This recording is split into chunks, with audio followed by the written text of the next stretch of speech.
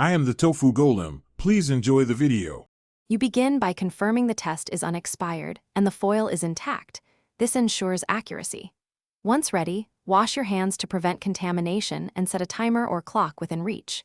If you'll use a container, position it on a flat surface and pour a small amount of urine immediately after collection.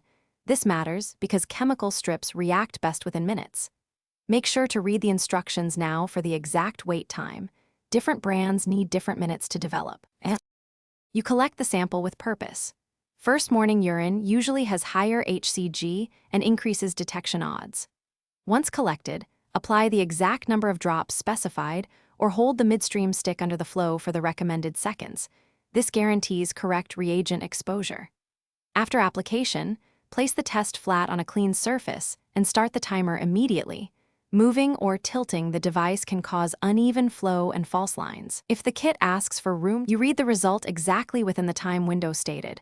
Early or late checks can mislead, so follow the minutes given. Confirm a control line appears. Without it, the test is invalid because the strip didn't run correctly. If you see a faint test line, treat it as a positive and repeat in 48-72 hours to confirm rising HCG or call your clinician for a blood test.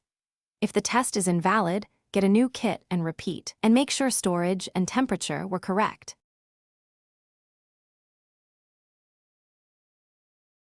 Thanks for watching. Consider subscribing if we helped you today.